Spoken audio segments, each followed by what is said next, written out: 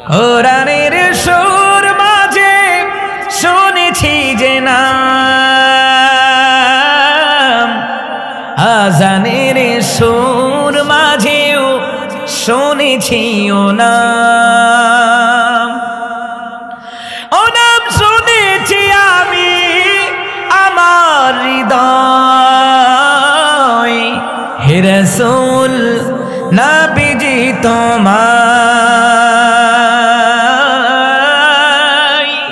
হে রাসূল নবীজি তোমায়। মুসলমান ইমানদারেরা গো, ওয়ারাকা বিন নওফেল এবার বলে, ওয়ারাকা বিন নওফেল বলেন, খাদিজা রে তোমার স্বামী মোহাম্মদ রে একা একা ছাড়বা না। আজও সমাজে যে আলিমুল আমার হক কথা বলে নিজের বংশের লোক আগে বিরোধিতা করে।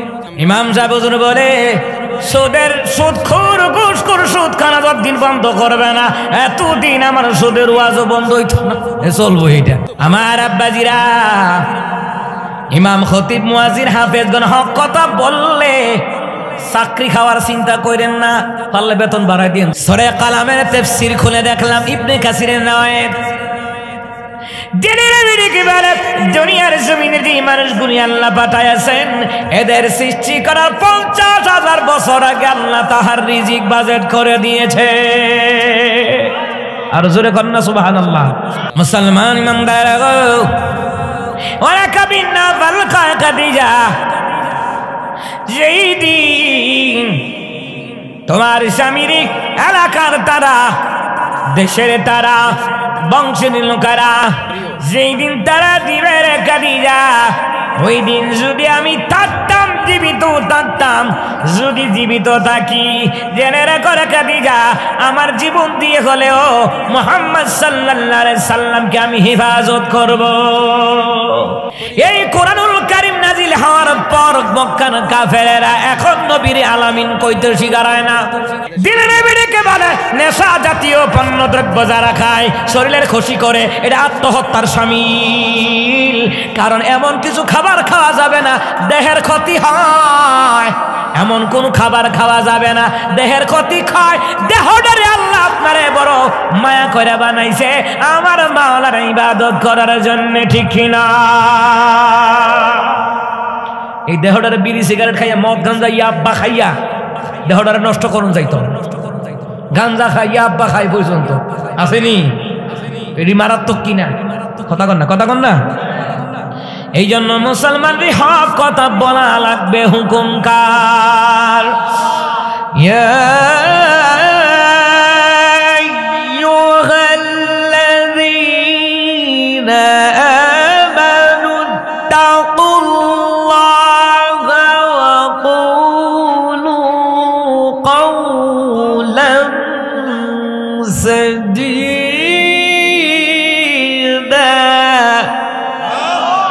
আল্লাহ তাআলা বলেন, হে ইমানদারগণ, তোমরা তোমাদের পরওয়ারদিগারকে ভয় করো, সদা সর্বদা সত্য কথা বলো।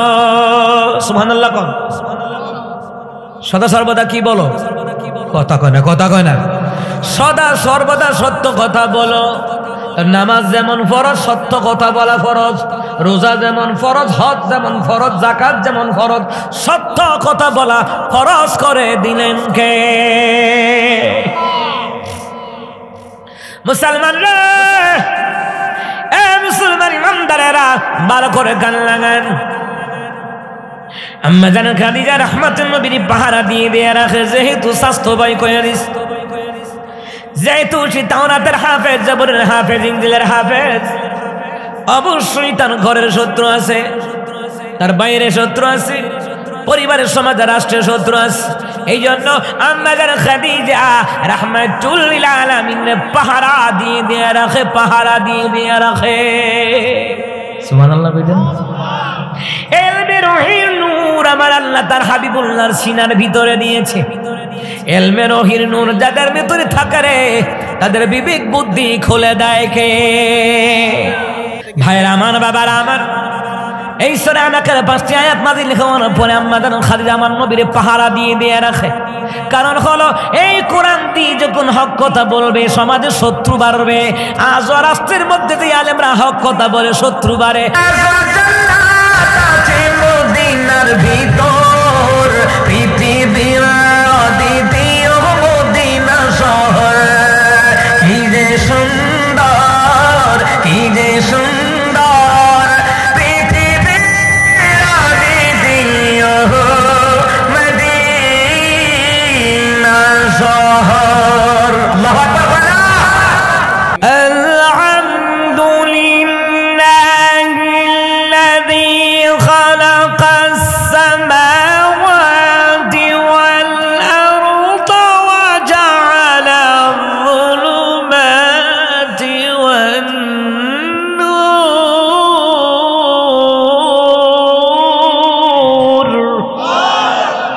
আল্লাহ তাআলা বলেন বান্দা তুমি এইভাবে বলো, সমস্ত প্রশংসা ওই আল্লাহ তাআলার জন্য যিনি আমাদের জন্য আসমান বানালেন, জমিন বানালেন, যিনি আমাদের জন্য রাতের বেলায় অন্ধকারের ব্যবস্থা করলেন, দিনের বেলায় আলোর ব্যবস্থা করলেন। এই জন্য আল্লাহকে বান্দা আমার প্রশংসা করো। রাতের বেলায় যদি অন্ধকার না দিতাম আরামের ঘুম তোমরা যেতে পারতে না, দিনের বেলা যদি আলোর ব্যবস্থা না করতাম তোমরা কখনো মাঠে ময়দানে কাজকর্ম করতে পারতা না। আমি আল্লাহ তাআলা চন্দ্র সূর্য গ্রহ নক্ষত্র কুল মাখলুকাত হিসাবে আমি আল্লাহ তোমাদেরকে নিয়ামত স্বরূপ দিয়েছি। আর গোটা বিশ্ববাসীর জন্য সবচেয়ে বড় নিয়ামত হলো রাহমাতুল লিল আলামিন। সুবহানাল্লাহ বলেন। আমরা শ্রেষ্ঠ নবীর উম্মত, এই জন্য শুকরগুজার করার দরকার। যেই রাসূলুল্লাহর উপরে কোরআন নাজিল করা হয়েছে, ওই রাসূলুল্লাহর উপরে যে কোরআন নাজিল করা হয়েছে, ওই কোরআন এর আলোচনা শোনার জন্য আমরা এখানে আসলাম। নবী আলাইহিস সালামের জবান মোবারকের হাদিসের বাণী শোনার জন্য এখানে আসলাম। সুতরাং এই জায়গায় যারা আসবে তারা নিম্ন শ্রেণীর নয়, তারা হলো দামি শ্রেণীর মানুষ। বলেছেন কে? وذكر فإن الذكرى تنفع المؤمنين।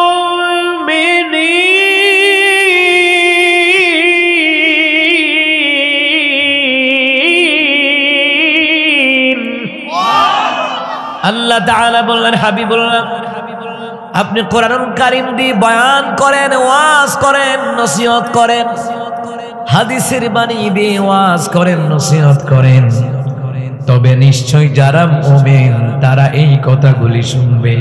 যারা মুমিন তারা কোরআনের কথাগুলি শুনবে। যারা মুমিনা নারী তারা কোরআনের কথাগুলি শুনবে।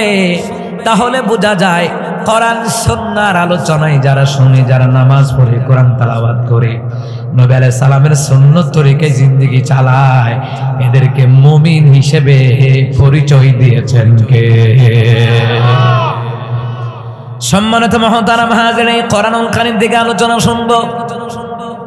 আল্লাহর কাছে তৌফিক কামনা করছি, আল্লাহ যেন আমাকে বলার আপনাদেরকে শ্রবণ করার তৌফিক দান করেন। পড়েন আমিন।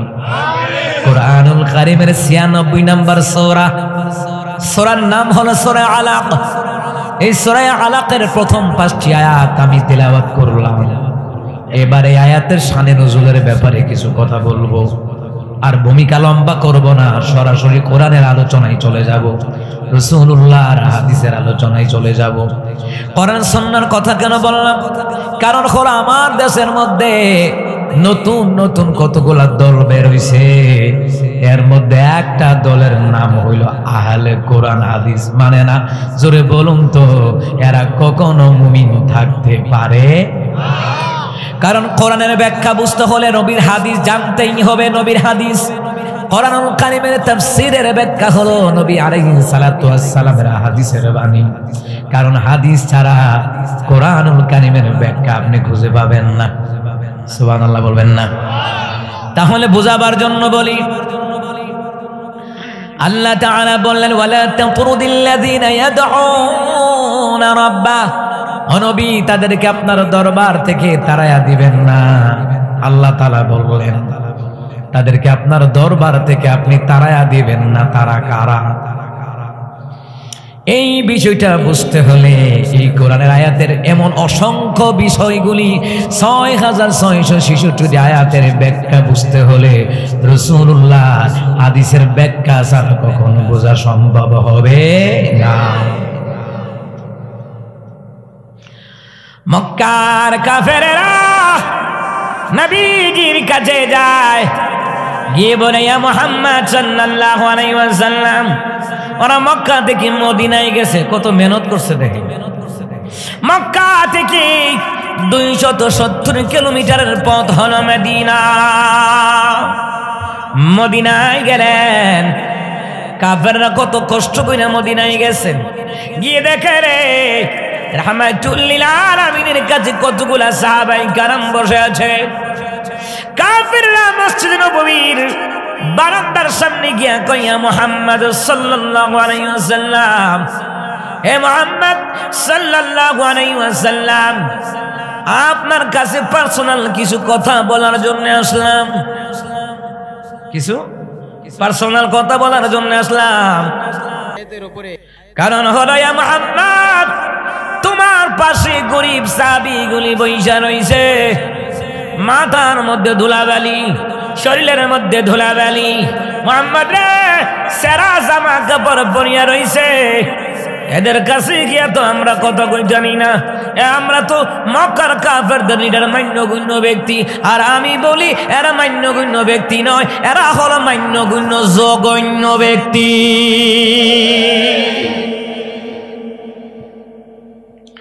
তেমনি ভাবে পৃথিবীর জমিনে যারা কোরআনের বাধা দেয় যত নেতারা, এরা মান্যগণ্য ব্যক্তি নয়, এরা মান্যগণ্য জঘন্য ব্যক্তি।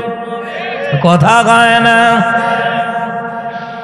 এই মুসলমান ইমানদারেরা, আল্লাহ তাআলা কোরআনের আয়াত পাঠাইয়া দিলেন, ওয়ালা তাতুরুদিল্লাযীনা ইয়াদউনা রাব্বা। নবী গো, আপনার দরবারে যেই সাহাবীরা বসে আছে, নবী গো গায়ে ময়লা জামা কাপড়, মাথায় উস্কো খুস্কো চুল, নবী গো জামার মধ্যে ময়লা, শরীর থেকে ঘামের দুর্গন্ধ। নবী গো রাসূলুল্লাহ হাবিবাল্লাহ, এরা গরিব হতে পারে কিন্তু এরা যে জিকির করে ইবাদত করে, আপনি নবীর অনুসরণ করে আমি আল্লাহর বিধান মানে গো, এদের ভিতরে আমি আল্লাহর ভালোবাসা, আপনি রাসূলুল্লাহর ভালোবাসা বেশি। এদেরকে আপনারা দরবার থেকে তাড়ায়া দিয়েন না, কাফেরদের কথাই তাড়ায়া দিয়েন না।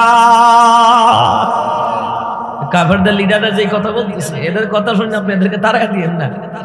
এই কাফেরদের এটি লিডার করে আইছে আপনারে প্রশ্ন করবো, কিন্তু ইসলাম ধর্ম গ্রহণ করবে না। হুদাউদি আর কি, কিছু লোক আছে না দেইরা টাইপের, হুদা জিগাইবে হুজুর কন্যা মুসা নবীর নানির নাম কিতা? এ জীবনে আমার রাসূল সাল্লাল্লাহু আলাইহি সাল্লামের অসংখ্য সাহাবী আছে, এই নামই জানে না। আশারে মুবাশশির সাহাবীদের নামই জানে না। হ্যাঁ জিগা মুসা নবীর নানির নাম কিতা? হ্যাঁ নিজের বাপ দাদার খবর নাই। আর একবার জিগা তোমার বাপের বাপের বাপের নাম কি? এই খাইচ্ছতের মানুষ আসেনি? কথা কয় না? আসা না নাই? হ্যাঁ মুসলমান ইমানদারেরা, আল্লাহ তাআলা বললেন হাবিবুল্লাহ তাড়ায়া দিয়েন না, এদের কথা শুনে তারা দিয়েন না, এরা স্বার্থপর, এরা ধোঁকাবাজ। নবী গো, সাহাবীরা গরিব হতে পারে, আপনারে ভালোবাসে বেশি। এই জন্য বুখারী মুসলিমের বর্ণনায় নবী আলাইহিস সালাম বলেন, কিয়ামতের ময়দানে অসংখ্য উম্মতদেরকে আমি রাসূল জান্নাতে নিয়ে যাব, যাদের অধিকাংশ হলো গরিব, কিন্তু এদের দিলের ভিতরে আমার আল্লাহর ভালোবাসা, আমি রাসূলুল্লাহর ভালোবাসা বেশি। এই জন্য যারা আহলে কোরআন দাবি করে, এরা কি হাদিসের ব্যাখ্যা ছাড়া এই আয়াতের সমাধান দিতে পারবে? কথা কয় না? দিতে পারবে? পারবে না। এই জন্য আমার আব্বাজিরে বোঝাবার জন্য বলেছিলাম, এই কোরআনুল কারীম সূরা আনাক 96 নম্বর সূরা আনাকের 5টি আয়াত তিলাওয়াত করলাম।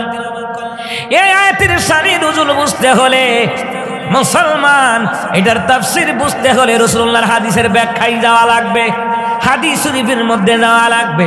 মুসলমান ইমানদারেরা, নবী আলাইহিস সালামের উপরে সর্বপ্রথম যে ওহী নাজিল করা হয়েছিল, এই কোরআনুল কারীমের 5টি আয়াত, সূরা আলাকার 5টি আয়াত নাজিল করা হয়েছিল।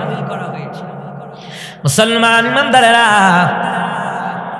তাফসীর ইবনে কাসিরের ভিতরে এসেছে আম্মা জান আয়েশা রাদিয়াল্লাহু তাআলা আনহা তিনি বর্ণনা করছেন, নবী আলাইহিস সালাম বলছেন, আয়েশা রে, আমার উপরে যখন কোরআনের 5টি আয়াত নাজিল হলো সূরা আলাক, এর আগে আমার প্রিয়তমা স্ত্রী খাদিজার কাছ থেকে আমি কিছু খাবার পানীয় নিয়ে গেলাম।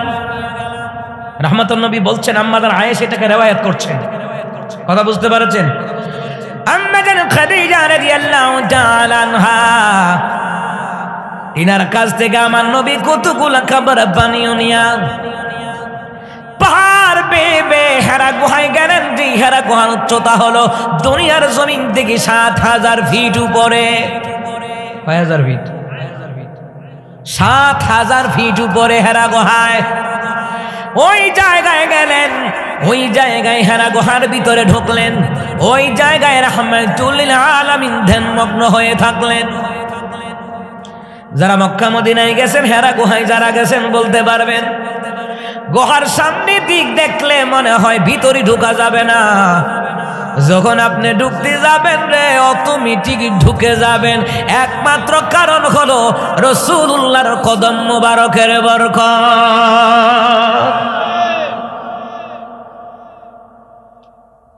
রাহমাতুল লিল আলামিনের কদম মুবারকের বরকত।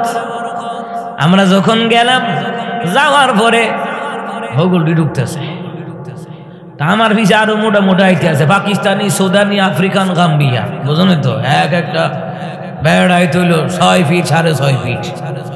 আমরা দেশে যে মানুষ আছে এরা ফুটবল খেলতে পারবো না, এরা যে অবস্থা, যারা সুদানি, গাম্বিয়ান, পাকিস্তানি দেখছেন এরা কইতে পারবো।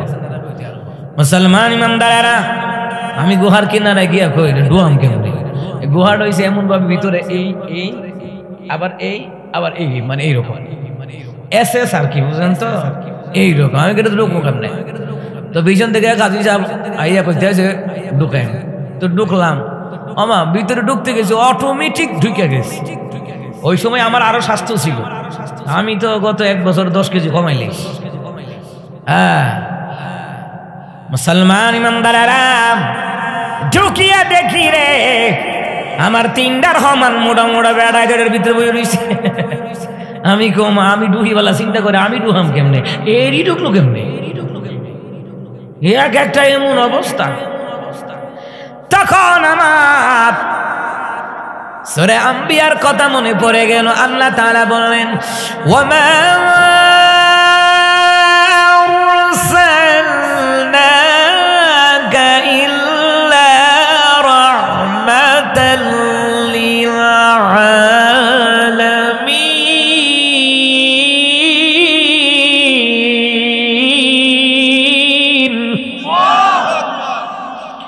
আমার ওই আয়াতের অর্থ ব্যাখ্যা তাফসীর মনে পড়ে গেল। আমার মাওলাই বললেন, গোটা বিশ্ববাসীর জন্য আমি আমার হাবিবুল্লাহকে রহমত করে পাঠাইছি। মুসলমান রে, গুহার সামনে দাঁড়াইলে মনে হয় ঢুকতে পারবেন না। আপনার চেয়ে যদি 4 গুণ 5 গুণ মোটা হয়, ওই গুহার ভিতরে ঢুকতে পারবে। এটার একমাত্র কারণ রাহমাতুল লিল আলামিনের কদম মুবারক। নবীর কদম মুবারক যেই জায়গায় পড়ছে, ওই জায়গার মধ্যে রহমত বরকত ঢেলে দিয়েছেন কে? রহমতের নবী সাল্লাল্লাহু আলাইহি ওয়াসাল্লাম। পড়েন, কথা কয় না, কথা বলে সাল্লাল্লাহু। রহমতের নবীর নাম শোনার পরে পড়বেন সাল্লাল্লাহু আলাইহি ওয়াসাল্লাম, কৃপণতা করবেন।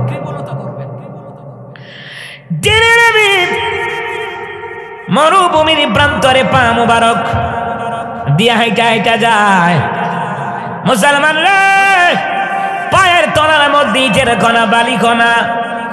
আমরা যদি এটির উপর দিয়ে হাঁটি, মুসলমান রে পায়ের মধ্যে ব্যথা পাওয়া যাবে, কঙ্কির পায়ের মধ্যে খোসা মারবে। কিন্তু রহমতের নবী যখন মরুভূমির প্রান্তরে মদিনার প্রান্তরে, এরে মুসলমান, বদর উহুদের প্রান্তরে, মক্কা মদিনার প্রান্তরে যত জায়গায় আমার নবীর কদম মুবারক পড়তো, পায়ের নিচে মুসলমান পাথরের কণা, বালি কণা পড়তো, রহমতের নবীর কদম মুবারকের বরকতের কারণে পাথরের কণা, ইটের কণা, বালি কণাগুলি তুলার চাইতে নবীর প্রেমে নরম হয়ে যেত। এটা রাহমাতুল আলামিনের প্রেমে নরম হয়ে যেত। উহুদের জমিনে দান্দার মোবারক শহীদ। এই যে মদিনার পাশেই উহুদ পাহাড়, বিশাল বড় পাহাড়। উহুদ প্রান্তরে গেলে রে মুসলমান ইমানদার আজও কতগুলি পাথর, লাল আকৃতির পাথর দেখা যায়। যারা গেছেন তারা বুঝতে পারবেন। নিজের চোখে দেখলাম মুসলমানের পাহাড়ের চূড়ায়, যেই জায়গায় রাহমাতুল আলামিনের দান্দার মোবারক শহীদ হওয়ার কারণে ওই জায়গায় নেওয়া হলো রে। এখন গিয়ে দেখি শক্ত শক্ত পাথরগুলি শক্ত, কিন্তু ওই দিন উহুদ পাহাড়ের উপরে, পাথরের উপরে যখন আমার রহমতের নবীকে আহত অবস্থায় রাখা হলো, ওই পাথরগুলিও তুলার চাইতে নরম হয়ে গিয়েছিল। এটা রাহমাতুল আলামিনের কদম মুবারকের বরকতের কারণে।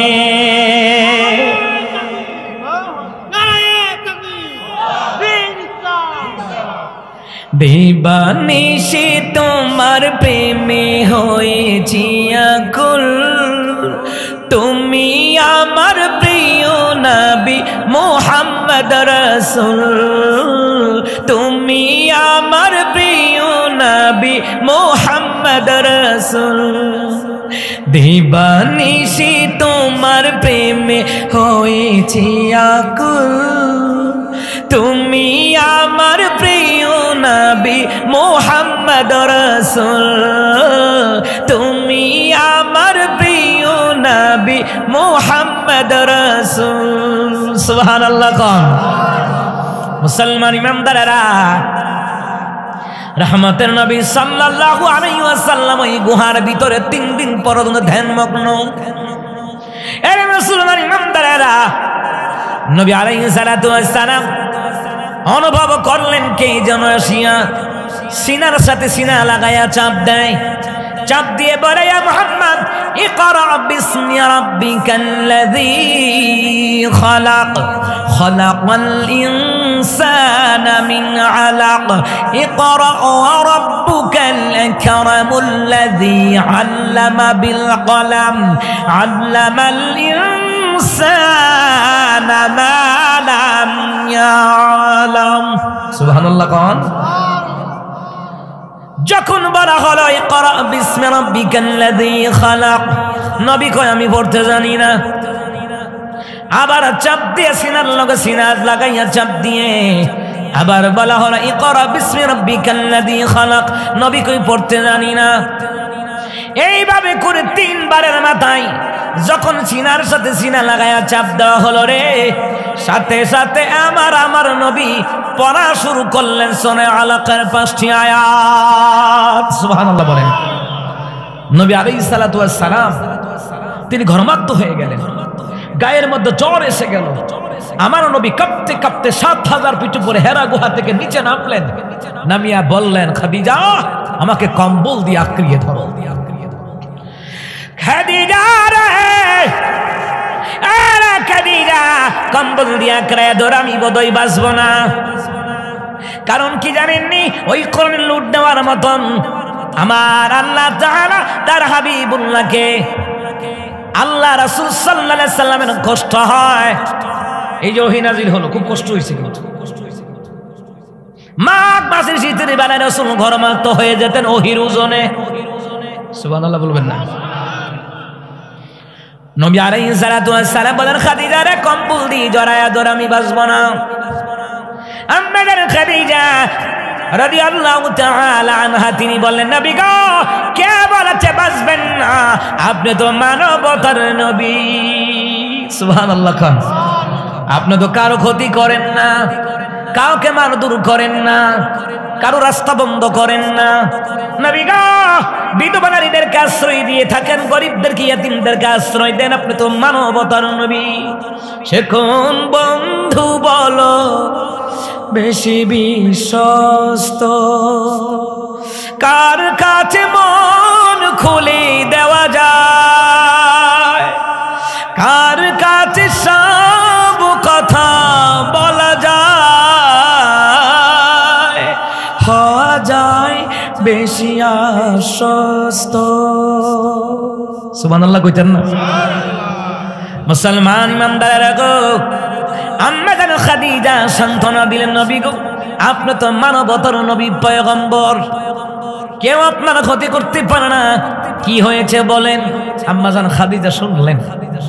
আম্মা জান খাদিজা রাদিয়াল্লাহু তাআলা আনহা শোনার পরে এইবার আম্মা জান খাদিজা বলেন, আমার একজন চাচাতো ভাই আছে, ওয়ারাকা বিন নাওফেল, ওর কাছে নিয়ে যাও।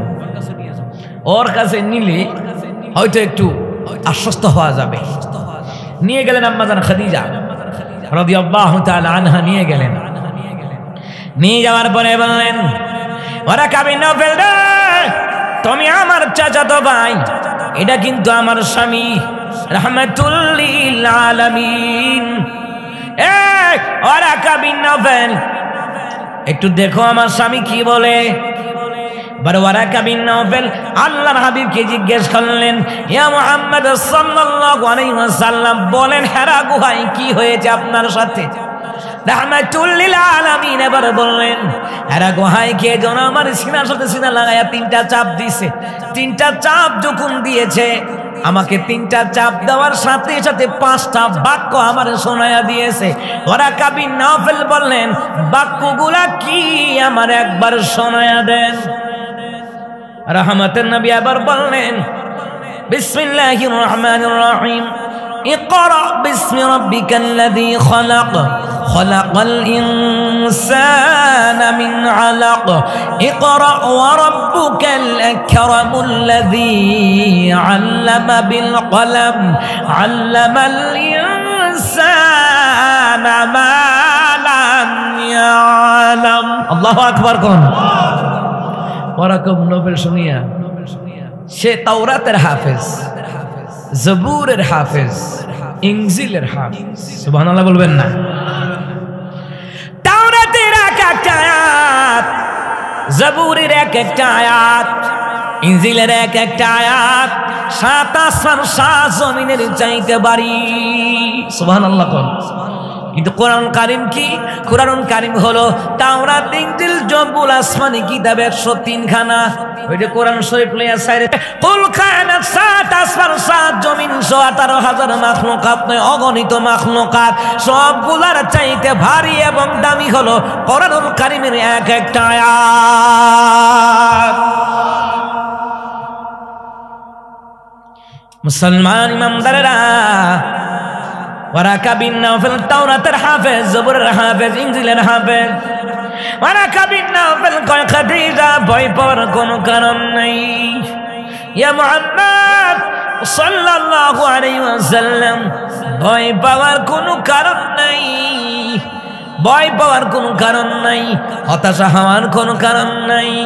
এ মুহাম্মদ সাল্লাল্লাহু আলাইহি ওয়াসাল্লাম, যেই লোকটা আপনার সিনার সাথে সিনা লাগায়া চাপ দিয়েছে, এই বাক্যগুলি শোনায়া দিয়েছে, এইটা দুনিয়ার কোন মানুষের বানানো বাক্য নয়, এই বাক্যগুলি হলো কালামুল্লাহ। কালামুল্লাহ, এটি দুনিয়ার মানুষের বাক্য না, এটা কালামুল্লাহ। এই জন্য আলী রাদিয়াল্লাহু তাআলা আন তিনি বললেন, আমার যখন মনে চায় আমি মাওলার সাথে কথা বলি, তখন আমি কোরআন তেলাওয়াত নিয়ে বসে যাই। তাহলে বোঝা যায় যারা কোরআন তেলাওয়াত করে, হাফেজ ছাত্ররা, এই যে মাদ্রাসার মধ্যে যারা হাফেজ ছাত্ররা কোরআন তেলাওয়াত করে, এরা মাওলার সাথে কথা। দাম আছে না নাই? কথা বলেন, আছে না নাই? অনেক কবি নবীল বারাত কালামুল্লাহ। দ্বিতীয়ত যে লোকটা চাপ দিছে, এটা কেউ নয়, এটা হলো ওই ফেরেশতা, যেই ফেরেশতা মুসা নবীর কাছে ওহী নিয়ে আসতো। ওই ফেরেশতার নাম হলো হযরত জিবরাইল। এটা জিবরাইল আলাইহিস সালাম, এটা জিনও না, ভূতও না, দেব দানব না, কিচ্ছু না, এটা জিবরাইল আলাইহিস সালাম। এটা আল্লাহর পক্ষ থেকে অসংখ্য নবীর কাছে ওহী নিয়ে আসতেন। শেষ পর্যন্ত মুসা কালিমুল্লাহর কাছে ওহী নিয়ে এসেছিলেন 400 বার। সুবহানাল্লাহ নাই? না নির্বাচনের লেগে সুবহানাল্লাহ রেখে দেন নাকি? আরো আওয়াজ দিয়ে কোন সুবহানাল্লাহ। না নির্বাচনের গরম হাওয়া তো লাগিয়ে উঠছে, ঠিক না? ঠিক না? ঠিক না? যাই হোক, এটা ফোনে কোনো থাকবেন নি আপনারা, না যাইবেন গা, গেলে আর বেশি মুসলমান ইমানদারেরা, আল্লাহ তাআলা কোরআন কারীমের মধ্যে সুন্দর করে জানায়া দিলেন। আমার রাসূল সাল্লাল্লাহু আলাইহি ওয়াসাল্লাম শুনছে, মুখস্থ হয়ে গেছে। এই মুজিজাটা আল্লাহ তাআলা তার হাবিবের সিনার মধ্যে দিয়েছেন, শুনলেই আমার নবীর চিরতরে মুখস্থ হয়ে যেত। লাউ আনজালনা হাযাল কুরআন আলা জাবালিন লারাইতাহু খাশি'আন মুতাসাদ্দি'আন মিন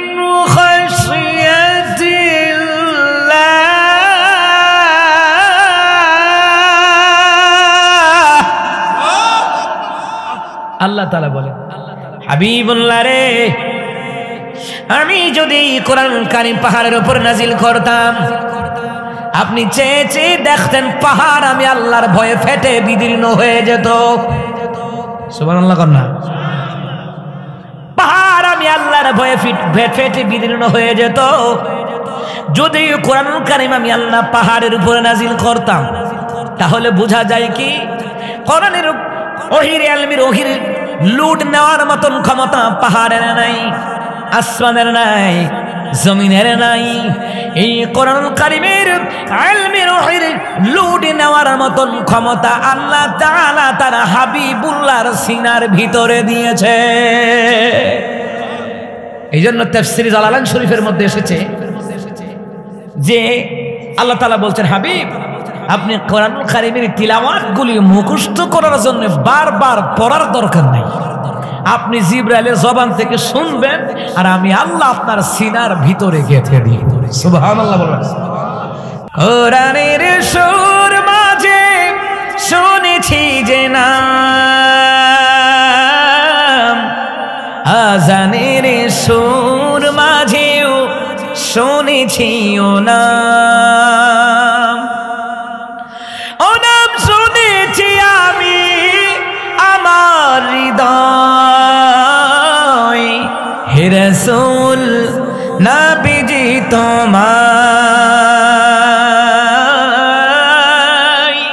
হে রাসূল নবীজি তোমায়। জোরে মারহাবা না, আর জোরে কোন মারহাবা। মুসলমান ইমানদারেরা গো, ওয়ারাকা বিন নওফেল এবার বলে, কি বলে দেখেন, ওয়ারাকা বিন নওফেল বলেন, খাদিজা রে তোমার স্বামী মুহাম্মদ রে একা একা ছাড়বা না। এখন তিনি নবী, তিনার উপরে কোরআন নাযিল হয়েছে। মক্কার কাফেররা কিন্তু সবচেয়ে বেশি বিরোধিতা করবে, এবং বিরোধিতা করবে রক্তের লোক, বংশের লোক। আজও সমাজে যে আলিম উলামারা হক কথা বলে, নিজের বংশের লোক আগে বিরোধিতা করে। হুজুর বালা নামাজের কথা কইন, রোজার কথা কইন, হজ করার কথা কইন, যাকাত দেওয়ার কথা কইন, আসমানের নিজের ওয়াজ করুন, জমিনের উপরের ওয়াজ করুন, আর কোনো তান কইন, ঠিক না? যখন এলাকার খতিব ইমাম মুয়াজ্জিন সুদের কথা কইব, এদিনই ওয়াজ, এডি ছাড়া আর ওয়াজ নাই। এক হুজুরে এক সপ্তাহ সুদের ওয়াজ করছে। কয় সপ্তাহ? পুরা এক সপ্তাহ। এক সপ্তাহ বুঝছেন নি, মানে 7 জুমা সুদের ওয়াজ করছে। সভাপতি হুজুর আর ওয়াজ নাই। এক সপ্তাহ ধরে সুদের ওয়াজ হুনতে হুনতে ভূত হয়ে গেছি। হুজুর ভূতা হয়েছেন, ঠিক আছে, পরিবর্তন হইলে না অন্য ডোজ দিতাম, কথা কয় না। আপনারা ডাক্তাররা দেখবেন প্রথম 3টা অ্যান্টিবায়োটিক দেয়, এরপরে 7 দিন, নাইলে 14 দিন, ঠিক না? ঠিক না? পরিবর্তন না হইলে 3 দিনে, পরিবর্তন না হইলে 7 দিন। 7 দিনে যদি অ্যান্টিবায়োটিকের কাজ না হয়, কয় না 14 দিন খাইলাম। ইমাম সাহেব কইতে আছে 7 জুমা ধরে তো সুদের ওয়াজ করতেছি, সুদ কি আপনারা ছাড়ছেন? ছাড়লে না আর একটা ডুজ অন্যটা দিতাম। আসলে তো ঠিক কথা কয় না, কথা কয় না। ইমাম সাহেব হুজুর বলে সুদখোর ঘুষখোর সুদ খানা যতদিন বন্ধ করবে না এতদিন আমার সুদের ওয়াজও বন্ধ হইতো না। চলবো এটা নন স্টপ চলতেই থাকবে। কথা কন ঠিক কি না? আমার আব্বাজিরা, ইমাম খতিব মুয়াজ্জিন হাফেজগণ হক কথা বললে চাকরি খাওয়ার চিন্তা করেন না, পারলে বেতন বাড়াই দিন। যে হ্যাঁ হক কথা যে বলে এরই দরকার, কারণ হক কথা যে বলে সে আল্লাহর দল, নবীর দল। হক কথা যে বলে আমার নবীর সাথে জান্নাতে যাবে। মানে হক কথা বলে চাকরি জায়গা, আমারও চাকরি গেছে। এক দলের মধ্যে 2টা দল হইছে, দল এটা গুতাগুতি খেলা। আমি কই তোরা গুতাগুতি কর, আমি যাইগা। তো চাইছিলাম যে আমি চাকরি টাকরি করতাম না, চাকরি আইয়া আমার যাতে। আমার ছোট ভাই কইতেছে ফোন দিয়া, ভাই চাকরি করন, চাকরি টাকরি করন লাগতো না, বহুত করছে। তো কম নি 25 বছর চাকরি করছে, আর কত? আমার ছোট ভাই দেখো, ভাই চাকরি টাকরি করন যাইতো দরকার নাই, একটু বিশ্রাম নেন। আমি কি চাকরি আইয়া আমার যাতে, আমি কই যাইতাম চাকরি যাতে। এরপরে ঢাকা এয়ারপোর্ট সংলগ্ন 300 ফিটে এখন আবার জুমার নামাজ পড়াই। মগবাজার তোরা গুতাগুতি কর, আমি যাই। ঠিক না? আচ্ছা আমরা বাউনবাড়া মানুষ কেউ তেল দিয়া চলি, কথা কয় না। হ্যাঁ কুমিল্লা নোয়াখালী ফেনি বিভাগ লইয়া লাগছে। আমরা কই রে আমরা কি বিভাগ পাইতারি না, নাইলে এয়ারপোর্ট নাই। সকল তো আমরা আছে, কথা কয় না। যুদ্ধ করার সরঞ্জাম টেটা আছে না, এটা কি ইতান্ডির আছে নাকি? ঠিক কিনা কম? এই যে দেখেন না গত বছর ভারতে গত বছর কইছে নোয়াখালী, ফেনী, লক্ষ্মীপুর, কুমিল্লা, চট্টগ্রাম, খাগড়াছড়ি, ফটিকছড়ি দখল করে লাইছে। কিন্তু আমরা বিবারিয়ার নাম ডরও লইছে না, জানে টেটা দিয়া বর্ডারও গেলে ওই সাইরা লাইব ডরে। কথা কয় না। তবে একটা বিষয় হলো মুসলমান, কেউ কাউকে বিনা কারণে মারা যাবে না, কথা কয় না। বিনা কারণে মারামারি করুন দিব। যদি ইন্ডিয়ার তারা আগে আমরা কি ছেড়ে দেয়? ইসলাম কখনো আক্রমণ করে না, আক্রান্ত হলে পরে প্রতিবাদ করতে হয়, কথা কয় না। তা আমি আই বলছি তোরা কাজে লেগে থাক, বাস আমি আই বলছি আরেক মসজিদ যা। তো হক কথা বললে রিজিক কমে না, রিজিক বাড়ে। সুবহানাল্লাহ কয় না? সূরা কালামের তাফসীর খুলে দেখলাম ইবনে কাসিরের রাওয়ায়াত। দুনিয়ার জমিনে যে মানুষগুলি আল্লাহ পাঠাইয়াছেন, এদের সৃষ্টি করার 50,000 বছর আগে আল্লাহ তাহার রিজিক বাজেট করে দিয়েছে। আর জোরে করেন না সুবহানাল্লাহ। এই জন্য হক কথা বললে কি হুজুর রাখবেন না বিদায় করবেন? কি লক্ষণ তো বলা না? হক কথা বললে হুজুর কি রাখবেন না বিদায় করবেন? এ কথা কয় না। আরে আমার মসজিদে রাখতে বলে যুবকরা আন্দোলন করছে, এই শালদা নদী যুবকরা আন্দোলন করছে। না হুজুরের দরকার। সমাজ পরিবর্তন হইতে হইলে যারা হক কথা বলে, আল্লাহকে ভয় করে, এদেরকে দরকার। এদেরকে ছাড়া সমাজ পরিবর্তন হবে না। তো এই জন্য ওয়ারাকা বিন নওফল কয়, খাদিজা তোমার স্বামীটারে পাহারা দিয়া রাখো, হক কথা যখন কইব এর নিজের ঘরের লোক শত্রুতা ভাঙা করবো। আবু জাইল্লা, কথা কয় না? নাম কি? আবু জাইল্লা। আমার শুদ্ধ করে কর, আবু জাইল্লা। নাম কি? আবু জাইল্লা। আচ্ছা আবু জাহেলের জাত ভাই আমাদের দেশে আছে না? এর আবু জাহেলের নামে নাম রাখে, এরাও জানে কুলাঙ্গার আছে, কথা কোন ঠিক কিনা? আচ্ছা ফেরাউন, নমরুদ এদের জাত ভাই না? হিন্দু, খ্রিস্টান, বৌদ্ধ, কাফেরদের জাত ভাই না? এরা এদের জাত ভাইয়ের নাম রাখেনি? ফেরাউন না, আমরা হুতের নাম ফেরাউন না, নমরুদ হারুন রাখেনি? কথা কয় না? রাখে না? জানি এটা দুষ্ট ছিল, খারাপ ছিল, কুলাঙ্গার ছিল, বেজন্মা ছিল, কথা কোন ঠিক কিনা?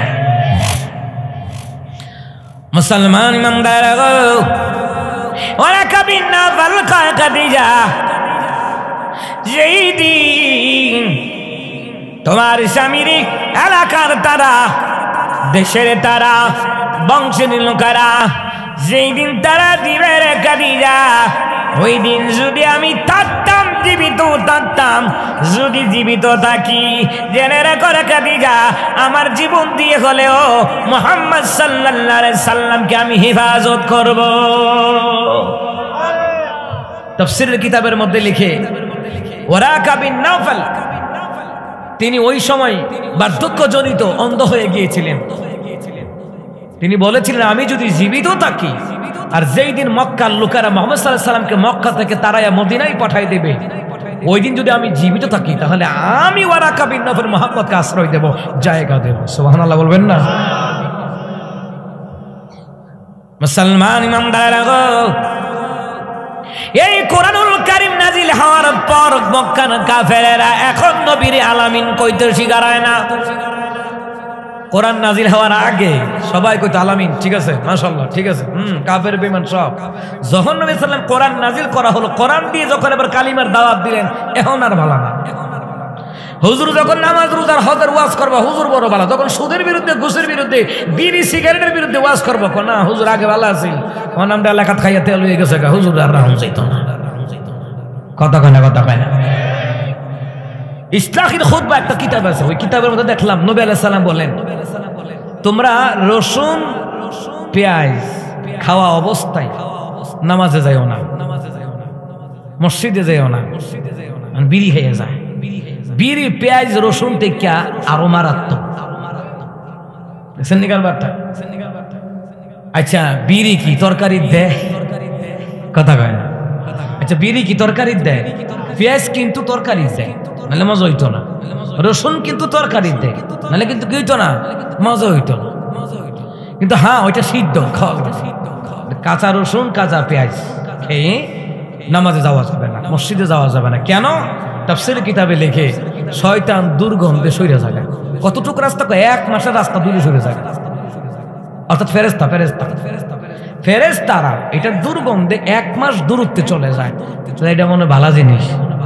তা আমরা যে বিড়ি খান, শয়তান তো ফেরেশতা তো মনে হয় 1 বছর দূরে যাবো, তোর লোকে বহন যাইত। আমি একদিন ওয়াজ করছিলাম, মা গো মা, পর্দার আলের মায়েরা, জামাইরে একসাথে বয়া খাবার খাইবেন, জামাই আপনারা খাওয়াই দিব, আপনি জামাইরে খাওয়াইবেন। কত হরে বেরি কাগজ লিখে পাঠাইছে, হুজুর কেমনে খাওয়াইতো? আমার জামাই শৈলের বিড়ির গন্ধ, জামার বিড়ির গন্ধ, দাড়ির বিড়ির গন্ধ, মুখের বিড়ির গন্ধে, চুলের বিড়ির গন্ধে আমি যে কেমনে সংসার করি আল্লাহ জানে। বিড়ি যারা খাই দেখবেন আইটা গেলে এই গন্ধ, ঠিক না? এখন আমার কক্সবাজার একবার দাওয়াত দিছে, তো দাওয়াত দিছে পরে আমার আলোচনার ক্রমে নবী আলাইহিস সালামের বুখারী মুসলিমের হাদিস, মিশকাতুল মাসাবির হাদিস, রিয়াদুস সালিহিনের হাদিস আমার সামনে আইসা পড়ছে। আমি কইলি বিড়ি, সিগারেট, তামাক, জর্দা, জাহাজ। ওয়াজের হরে সভাপতি কয়, হুজুর মাহফিলের আয়োজন যারা করছে তারা হগলে তামাক বিসমিল্লাহ, হগলে তামাক চাষ করে। আমি কি ভাই, আল্লাহ বোধহয় জাগা মতে ওয়াজটা বাইর করছে, কারণ রোগের পরিমাণ ওষুধ না করলে যেমন ভালো হয় না, তো জাগার পরিমাণ আল্লাহ মুগ্ধা ওয়াজ বাইর করছে। আমি জীবনে এই ওয়াজ সচরাচর করি না, জুমার দিন ছাড়া। তো আপনার মাহফিলে এই ওয়াজ হইল কিরে, এই ওয়াজ অন্যখানে হইতে পারছিল না, এটা আল্লাহ বাইর করাইছে যে এই রূপটা এখানো আছে, তোর জবাব দিয়ে এখানো এই কথাটাই বাইর করাইয়াম। ক্ষমতা কার? কথা কয় না, ক্ষমতা কার? এখন বিড়ি সিগারেটের বিরুদ্ধে কইছি, এখন মন খারাপ করবেন? আপনি মন খারাপ করতেন, কিন্তু আল্লাহ আল্লাহ রাসূল আমার প্রতি খুশি যে আমার উম্মত হক কথাটা কইয়াছে। দিনের বিড়িকে বলে নেশা জাতীয় পণ্য দ্রব্য যারা খায়, শরীরের ক্ষতি করে, এটা আত্মহত্যার শামিল। কারণ এমন কিছু খাবার খাওয়া যাবে না দেহের ক্ষতি হয়, এমন কোন খাবার খাওয়া যাবে না দেহের ক্ষতি হয়। দেহটারে আল্লাহ আপনারে বড় মায়া করে বানাইছে আমার মাওলার ইবাদত করার জন্য, ঠিক কিনা? এই দেহটারে বিড়ি সিগারেট খাইয়া, মদ গাঞ্জা ইয়াব্বা খাইয়া দেহটারে নষ্ট করুন যাইতো। গাঞ্জা খাই, ইয়াব্বা খাই পর্যন্ত আসেনি, এটি মারাত্মক কিনা? কথা কন না, কথা কন না। এই জন্য মুসলমানদের হক কথা বলা লাগবে। হুকুমকার ইয়া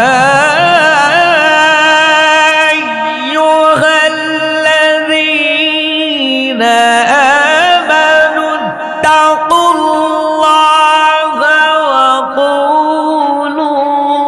قولا سديدا আল্লাহ তাআলা বলেন, হে ইমানদারগণ, তোমরা তোমাদের পরওয়ারদিগারকে ভয় করো, সদা সর্বদা সত্য কথা বলো। সুবহানাল্লাহ। কোন সদা সর্বদা কি বলো? কথা কয় না, কথা কয় না। সদা সর্বদা সত্য কথা বলো। নামাজ যেমন ফরজ, সত্য কথা বলা ফরজ। রোজা যেমন ফরজ, হজ যেমন ফরজ, যাকাত যেমন ফরজ, সত্য কথা বলা ফরজ করে দিলেন কে? মুসলমানরা, এ মুসলমান ইমানদারেরা, ভালো করে কান লাগান। আম্মা জান খাদিজা রাহমাতুল নবীর পাহারা দিয়ে রাখে, যেহেতু স্বাস্থ্য বাই কয়ারিস, যেহেতু সে তাওরাতের হাফেজ, জাবরের হাফেজ, ইনজিলের হাফেজ, অবশ্যই তার ঘরের শত্রু আছে, তার বাইরে শত্রু আছে, পরিবারের, সমাজ, রাষ্ট্রের শত্রু আছে। এই জন্য আম্মা জান খাদিজা রাহমাতুল লিল আলামিন পাহারা দিয়ে রাখে, পাহারা দিয়ে রাখে। সুবহানাল্লাহ কইতেন। এলমে রহির নূর আমার আল্লাহ তার হাবিবুল্লাহর সিনার ভিতরে দিয়েছে। এলমে রহির নূর যাদের ভিতরে থাকে রে, তাদের বিবেক বুদ্ধি খুলে দেয় কে? এই যে আপনাদের মাদ্রাসা, আপনাদের জনগণের টাকাই চলে, ঠিক না? নাকি জিবরাইল আইয়া টিয়া দেয়? আমরা তো দেওয়া লাগবো, ঠিক না? জিবরাইল আইলে তো ওই যেত, দইরা কইতাম ভাই সাহেব, এই যে ইট বালি রড মডাইন না কই দিলাম, ঠিক না? জিবরাইল তো আর আইতো না, তবে আসবে দুনিয়াতে 10 বার, এসে 10টা জিনিস উঠায়া নিয়ে যাবে, আল্লাহ কিয়ামত ঘটায়। সুবহানাল্লাহ বলতেন না? ভাইরা আমার, বাবারা আমার, এই সূরা আনাকের 5টি আয়াত নাযিল হওয়ার পরে আম্মা জান খাদিজা আমার নবীর পাহারা দিয়ে রাখে। কারণ হলো, এই কোরআন দিয়ে যখন হক কথা বলবে, সমাজে শত্রু বাড়বে। আজ রাষ্ট্রের মধ্যে যে আলেমরা হক কথা বলে, শত্রু বাড়ে। ভারতে বাংলাদেশের প্রধান উপদেষ্টার কাছে এইতে মিটিং করছে, জাকির নায়েক আইলে আরে আমরা ধরাই দিতাম আমরা। জাকির নায়েকের একটা জুতাও তোরা পাইতি যদি আইয়ে। কথা কয় না, কথা কয় না? এরা দৈরে বলে ভারতের কাছে দিতাম, মানে হিয়ালের কাছে মুরগা বাগি দিতাম। মুদির বাচ্চা মুদি। যখন ডক্টর জাকির নায়েক, তিনি কিন্তু বিভিন্ন ধর্ম তত্ত্ববিদ এবং বিভিন্ন ধর্মের অগাধ জ্ঞান তার মধ্যে আছে। ভারত যখন সে প্রমাণ করে দিল যে কোন হিন্দু যাজক, কোন হিন্দুর যেই বুঝানো যে ব্রাহ্মণ আছে, হিন্দুদের যত বড় গীতা পাঠক আছে, হিন্দু ধর্মে যত লিডার আছে, সব আমার কাছে আইয়া প্রমাণ করুক যে হিন্দু ধর্ম সত্য, আমি জাকির নায়েক প্রমাণ করে দেবো হিন্দু ধর্ম মিথ্যা। এই কথা যখন মুদির বাচ্চা মুদি শুনছে, এরা তো দেশের রং যাইতো না, এরা হইলে দেশটা তারা হইতো না, মেরে দিত। চিন্তা করেন, দেখেন এই লোকটার ভারতের নাগরিকত্ব কাইটা দিছে। খেয়াল করেন, কানাডাতে গেছে, কানাডার সরকারের আবার ভারতে চাপ দিছে। বুঝেন নাই কথাটা? ভারতের পক্ষে চীন আছে, ভারতের পক্ষে আমেরিকা আছে, জাতিসংঘ আছে, ইসরায়েলের ইহুদির বাচ্চারা আছে। বুঝেন নাই কথাটা? গোটা পৃথিবীতে মুসলমানের কয়শো কোটি, সর্বোচ্চ 200 কোটি, বাকি 600 কোটি হইতো কাফের ইহুদি নাসারা। কথা বুঝেন নাই? আর এই লোকটা এই দেশ আর এর ঘরে ভারতে হুমকি দেয়। কত বড় সাহস! ভারত আমাদেরকে হুমকি দেয়। এই দেশের আলেমদেরকে রিমান্ডে জেলখানা নিয়ে ফাঁসি দেওয়ার পিছনে সবচেয়ে বড় কারণ হলো ভারতের কোলাঙ্গার মোদির বাচ্চা মোদি। কথা কন ঠিক কিনা? কারণ ভারতের পরামর্শে হাসিনা রাষ্ট্র চালাইছে, জানেন সেটা? ভাস্কর্য বিরোধী আন্দোলনে আমরা গেলাম, মামুনুল সাহেব সহ যখন ভাস্কর্য বিরোধী আন্দোলনে গেলাম, এরপর মামুনুল সাহেবকে গ্রেফতার করলো। লোকটার কেমন অসল করছে রিমান্ডে নিয়ে, দেখছিলেন? এমন একটা বাঘের মতন শরীর, তেজস্বী, ওনারে পুঙ্গ বানাইলেছিল, আপনারা দেখছেন না? এটা সব ভারতের পরামর্শে। ভারতে বুদ্ধি দিছে হাসিনা, তুমি চিরকাল ক্ষমতায় থাকতে পারবা, শর্ত হইল হুজুর মাইরা লাও। কি মাইরা লাও? হুজুর মাইরা লইবা, রিমান্ডে নিবা, জালখানা নিবা, আয়না করে নিবা, গুম কইরা লাইবা, মাইরা লাইবা, দেখবা যে তুমি চিরকাল ক্ষমতায় থাকতে পারবা। আচ্ছা, মানুষ মাইরা যদি ক্ষমতায় থাকতে পারতো, তাহলে ফেরাউনে 90,000 মানুষ মারছে, তাহলে ফেরাউনে থাকতে পারতো? কথা কয় না? হিটলারের 60 লক্ষ ইহুদি মারছে, কিরে মারছে? ইহুদির জাত বালা না, তো হিটলার 10 লক্ষ ইহুদিরে রাখা গেছে দুনিয়া, এই 10 লক্ষ বাড়তে বাড়তে বুঝুনি তো কতটুকু হয়েছে। তো হিটলার কইছে যে আমি 60 লক্ষ ইহুদি কিরে মারছিলাম, দুনিয়ার মানুষ তো না বুঝছে আমার গালাগালি করবো বুঝি, তবে 10 লক্ষ রাখা গেছি, এরাই প্রমাণ করবো আমি কিরে মারছি, এদের খাইচ্ছতে মারছি। কারণ ইহুদি জাত যেখানে যায় এখানে আওলা লাগায়, গন্ডগোল লাগায়, বেজাল লাগায়। ইতিহাস জানেন ফিলিস্তিনের ইতিহাস? ফিলিস্তিনের ইতিহাস হলো এই ফিলিস্তিন বাইতুল মাকদিস, এটা মুসলমানদের বাপদাদার জায়গা, এটা ইহুদির বাচ্চাদের বাপদাদার জায়গা না। কিন্তু ফিলিস্তিনি মুসলমান, আমরা মানবতা, মুসলমানরা আমরা মানবতা বুঝি। ফিলিস্তিনের মুসলমানরা ইসরায়েলিদেরকে জায়গা দিছিল, আশ্রয় দিছিল, জুতা লইয়া আসতে পারে নাই, হাফ প্যান্ট ভিন্দা আসতে, কেউ জাইঙ্গা ভিন্দা আইছে। মুসলমান ফিলিস্তিন থাক, আমরা নবীর বংশের লোক, আমরা ইব্রাহিম আলাইহিস সালামের বংশের লোক, হ্যাঁ সোমান আলাইহিস সালামের বংশের লোক, ঈসা আলাইহিস সালামের বংশের লোক, তাক এটি কই যাইবো? কাফের দিকে কি হইছে? মানুষ তো জায়গা দিছে, উলা এ গিরত লড়াইতে উলার ঘরের উলা, এরারে জায়গা দিছে। আর এরা এখন বিভিন্ন রাষ্ট্র থেকে ইহুদিরা আইনে জায়গা দিয়া অহন কয় মুসলমান মারো, কথা কয় না, কথা কয় না। ইতিহাসগুলি পড়েন, মুসলমানদের ইতিহাসগুলি পড়েন। এই যে বাইতুল মাকদিস যে ইহুদিরা দখল করে রাখছে, কোনো ইবাদত করতে দেয় না, মনে রাখেন এটা ইহুদিদের বাপ দাদার না, এটা বাইতুল মাকদিস হলো মুসলমানদের বাপ দাদার। কারণ আমাদের জাতির পিতা ইব্রাহিম আলাইহিস সালাম, খেয়াল করেন, তিনি সকালবেলায় মক্কায় থাকতেন, বিকালবেলায় আবার ঘোড়া দিয়ে বাইতুল মুকাদ্দাসে চলে যেতেন। সুবহানাল্লাহ বলবেন না? এটা মুসলমানদের বাপ দাদার, ইহুদি বাচ্চাদের বাপ দাদার না। গোটা পৃথিবীতে মুসলমানদের শত্রু হলো ইহুদি জাতিরা, কথা কয় না, কথা কয় না। এবং এই গোটা পৃথিবীতে মুসলমানদের জাতশত্রু হলো বাংলাদেশের কাদিয়ানির গোষ্ঠীরা, এ কথা কয় না, কথা কয় না। কাদিয়ানিরা আমার নবীকে শেষ নবী মানে না, কিন্তু আমরা আমার নবীকে শেষ নবী নয়, শুধু শেষ নবী তো মানি পানি, আল্লাহর পরে যেই নবীর মর্যাদা, জোরে করে আল্লাহু আকবার। আজকে এই হক কথাগুলি বলার কারণে কত উলামায়ে কেরাম দেশ ছাড়ছে, কত উলামায়ে কেরাম বাড়িতে ঘুমাইতে পারে নাই, দেশ ছাড়ছে বলতে পাকিস্তান যায় নাই। আমগরে যারা রাজাকার হয়, আচ্ছা আমাদের কেউ হেফাজত, জামাত, এরপর ইসলামী আন্দোলন চরমু না, কেউ পাকিস্তান গেছে? হ্যাঁ, তো যারা আমগরে রাজাকার কইতো হেরা কিন্তু ভারতে গেছে। ভারতে যাওয়ার কারণ হেরা ভারতীয় রাজাকারের লেগে গেছে, কথা কোন ঠিক কিনা? মুসলমান ইমানদারেরা গো, হক কথা বলা লাগবে, কোরআন দিয়ে হাদিস দিয়া। আমার নবী হক কথা বলার কারণে উহুদের জমিনে দান্দার মুবারক শহীদ করেছেন, বদরের জমিনে আমার রাসূল সাল্লাল্লাহু আলাইহি সাল্লাম যুদ্ধ করেছেন, অসংখ্য যুদ্ধের সেনাপতি আমার রাসূলুল্লাহ অংশগ্রহণ করেছেন, ঠিক কিনা? এই দ্বীন ইসলামকে টিকিয়ে রাখার জন্য, এই কোরআনের বাণীকে টিকিয়ে রাখার জন্য ওই কোরআনই আপনাদের মাদ্রাসায় পড়ানো হয়, এই মাদ্রাসায় জনগণের টাকায় পড়ানো হয়। এই মাদ্রাসা হইল নবীর রক্তের বিনিময়ে রেখে যাওয়া ইসলামকে জিন্দা করার খুঁটি। আল্লাহু আকবার কোন। মাদ্রাসাটা কি মনে করেন? নবীর ঘর এই মাদ্রাসাটা কি মনে করেন? নবী আলাইহিস সালামের রক্তের বিনিময়ে, দান্দার মুবারক শহীদের বিনিময়ে রেখে যাওয়া ইসলাম জিন্দা করার খুঁটি হলো এই দেশের লাখো মসজিদ মাদ্রাসা, কথা বলেন ঠিক কিনা? এখানে আলেম তৈরি হয়। মাওয়াইজে সিরাজা কিতাবের ভিতরে এসেছে, এই তলাবুল ইলমগুলা, এই তলাবুল ইলমগুলার জন্য 7 আসমান 7 জমিন কুল মাখলুকাতের সমস্ত কিছু তাদের জন্য আমার আল্লাহর কাছে দোয়া করতে থাকে। সাগরের মাছ পর্যন্ত দোয়া করে এদের জন্য। দাম আছে না নাই? কারণ এই মাদ্রাসার সুশিক্ষাই হলো জাতির মেরুদণ্ড, কথা কয় না? মাদ্রাসার কোরআন হাদিসের সুশিক্ষাই হলো কি? জাতির মেরুদণ্ড। এইভাবে কইলে চলতো না যে শিক্ষা জাতির মেরুদণ্ড। কোন শিক্ষা? কোরআন হাদিসের সুশিক্ষা জাতির মেরুদণ্ড, কথা কোন ঠিক কিনা? আর কোরআন হাদিসের শিক্ষা ছাড়া যত শিক্ষা শিখবো এটা জাতির মেরুদণ্ড না। কারণ স্কুল কলেজ ভার্সিটিতে পড়ে অনেকে নাস্তিক হয় ইসলামের জ্ঞান না থাকার কারণে, কথা কোন ঠিক কিনা?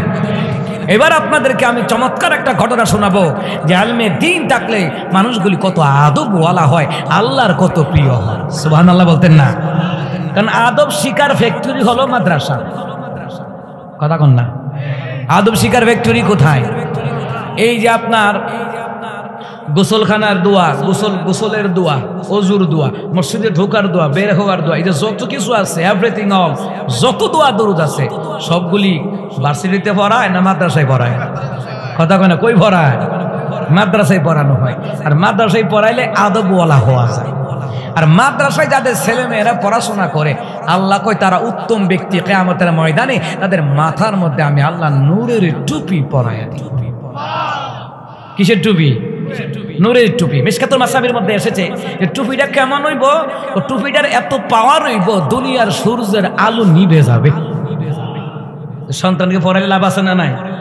এই সন্তানগুলার, এই ছাত্রগুলারে যারা খাওয়ায় পড়ায় লজিক রাখে, আল্লাহ তাআলা এদের মাথায় নূরের টুপি পরাইয়া দেবে রাসূলুল্লাহর মহব্বতের কারণে। সুবহানাল্লাহ বলতেন না? আপনি দেখছেন নি কারবারটা? সন্তান যদি আদব বলা হয়, খুশি হয় কে? আল্লাহ খুশি হয়, বাপ মা খুশি হয়, সমাজবাসী মুখ উজ্জ্বল হয়, ঠিক কিনা কন? এই যে মাদ্রাসা পড়ানোর কারণ, দ্বীনি ইলম চর্চা করার কারণ, দ্বীনি ইলম শিখার কারণে। আর দ্বীনি ইলম শিখতে যখন বের হয়, আল্লাহ তাআলা তার জন্য জান্নাতের রাস্তা নিকটবর্তী করে দেয়।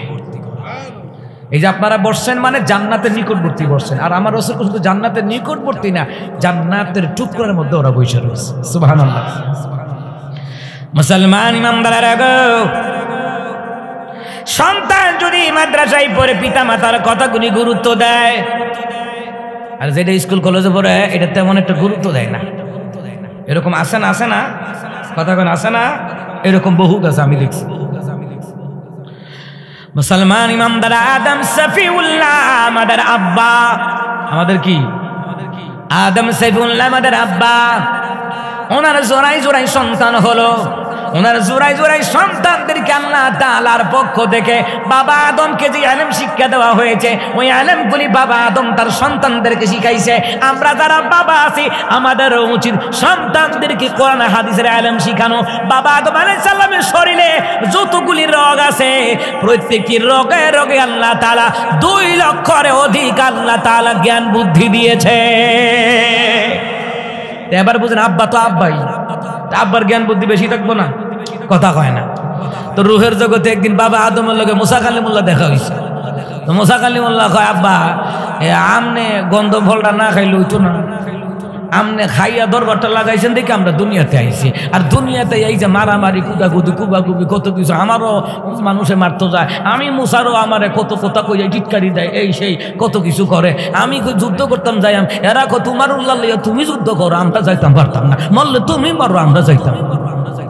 আব্বা আমনে যদি গন্ধ বল আমার না খাইতেন, তাহলে কতটা শান্তি জান্নাতে থাকতাম। বাবা আদম কয়, আমি যদি গন্ধ বল না খাইয়া দুনিয়াতে আইতাম। কথা কয় না? কথা কয় না? তা আব্বা তো আব্বা। ওই বাবা আদম সফিউল্লাহ সমস্ত সন্তানদেরকে ইলম শিখাইছেন। ভালো করে কান লাগান। এর মধ্যে 2 সন্তানের মধ্যে এক সন্তান একটু গাওরা টাইপের আছিল, ঠিক না? ওই যে মাইরা লাইছে একটা সুন্দরী বউ, এইটা আর কি। বাকিরই বাবার কথাই মানছে। বাবা আদম সফিউল্লাহ যখন বৃদ্ধ হয়ে গেলেন, বৃদ্ধ হওয়ার পরে সন্তানদের ডাকাইছে, এ সন্তানেরা আয় আমার কাছে আয়। সকলে দৌড়াইছে। আব্বা আব্বা ডাকছেন কি রে?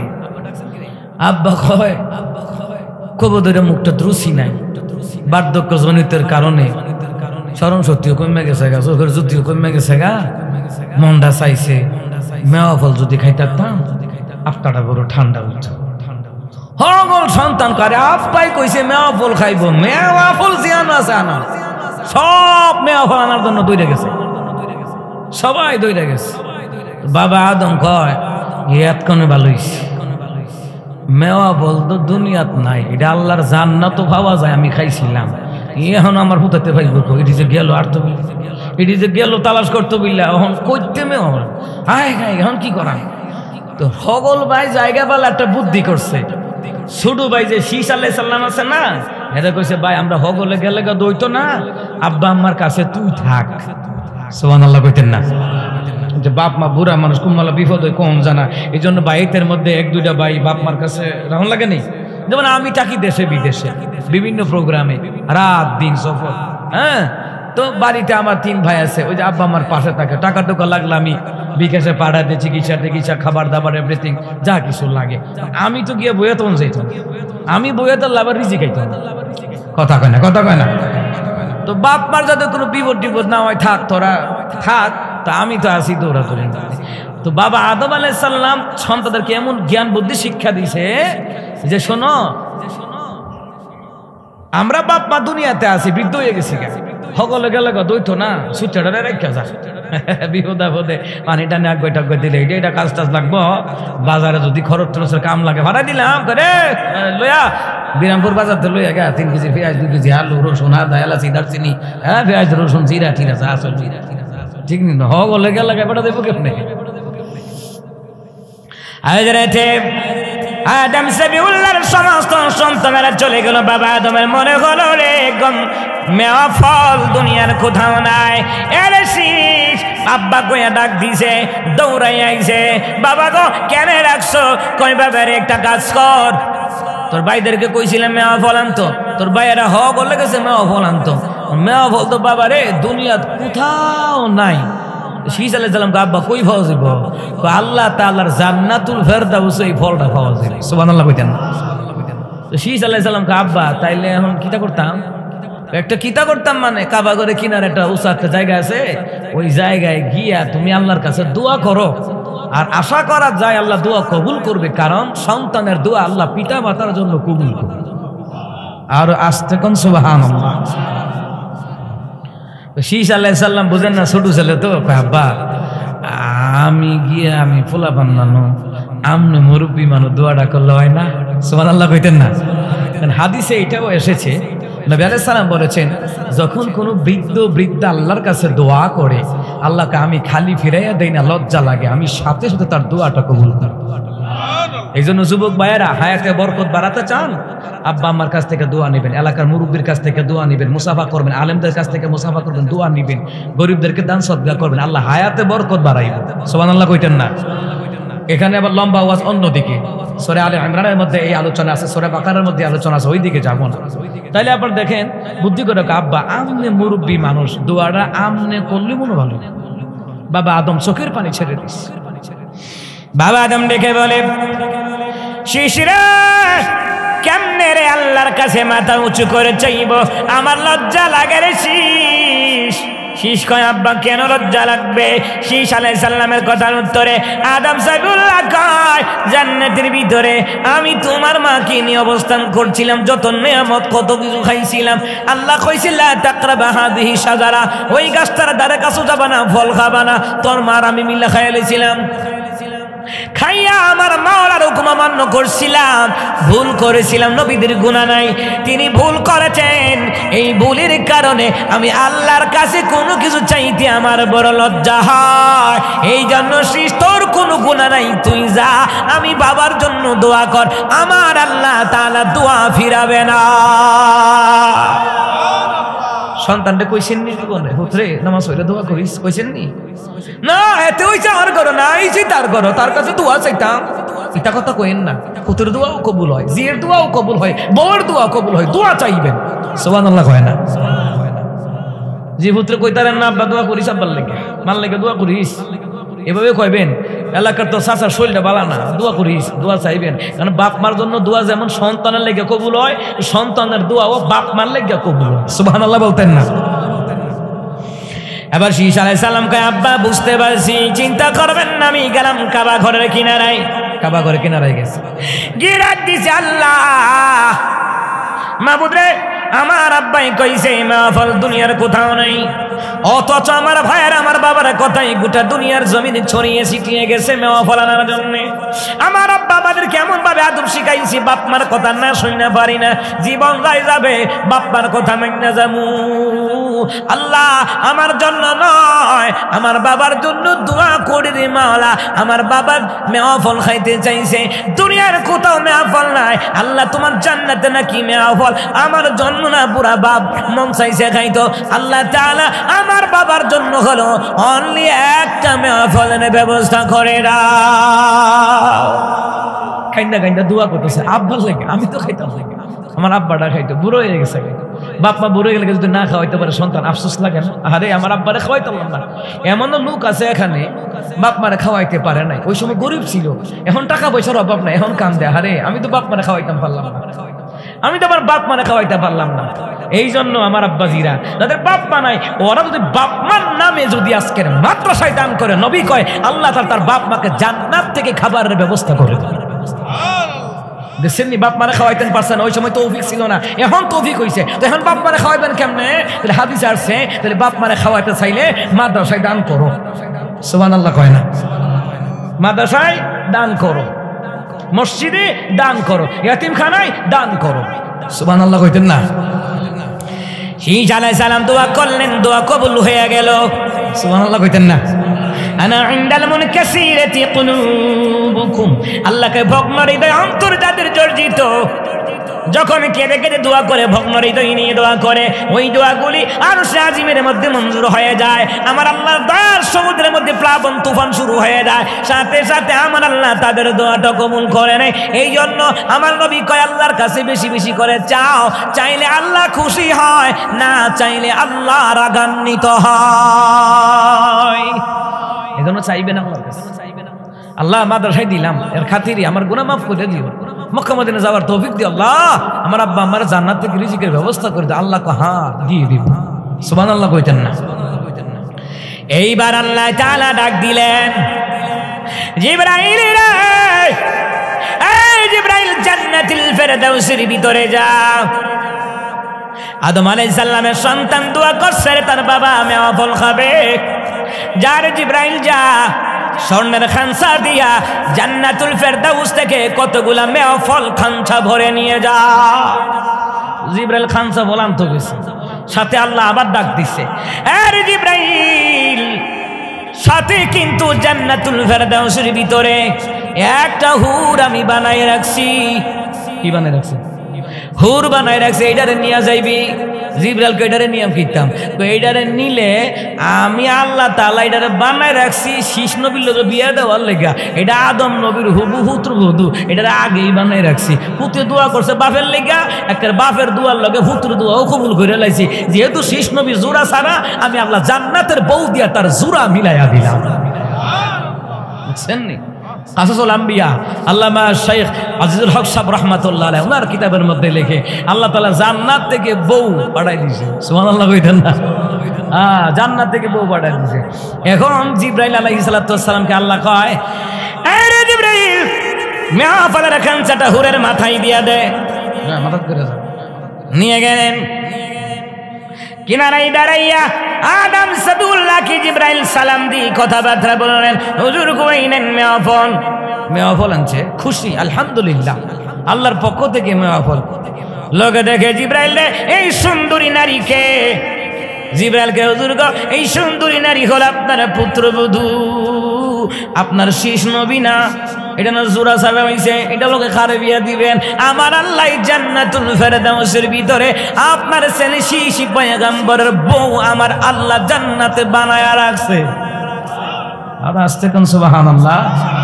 আদম আলাইহিস সালামকে মাশাআল্লাহ। তো জিবরাইলকে, হুজুর আপনার পুত্র দোয়া করছে আপনার লেগা, আর আপনার পুত্রের দোয়া আল্লাহ আপনার লেগেও কবুল করছে, আপনার পুত্রের লেগেও কবুল করতে, ডাবল হয়ে গেছে। সুবহানাল্লাহ কইতেন না? ডাবল হয়ে গেছে। আদম আলাইহিস সালাম খুব খুশি। শীষ আলাইহিস সালাম দোয়া করতে করতে এক পর্যায়ে চোখের পানি ছেড়ে দিয়া কাঁদতে কাঁদতে দোয়া সারিয়া দিয়া মনের মধ্যে তৃপ্তি পাইছে। চোখের পানি ছাইরা দিয়া দোয়া কইরা যখন মনে তৃপ্তি পাইবেন, বুঝবেন যে আল্লাহ আপনার দোয়াটা কবুল করছে।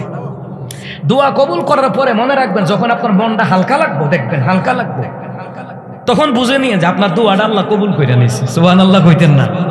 আপনার মনটা হালকা লাগবে, আনন্দ লাগবে, একটু উৎফুল্ল উৎফুল্ল ভাব লাগবে, তখন দেখবেন যে আপনার দোয়াটা আল্লাহ কবুল করছে, পছন্দ করছে। সুবহানাল্লাহ কইতেন না?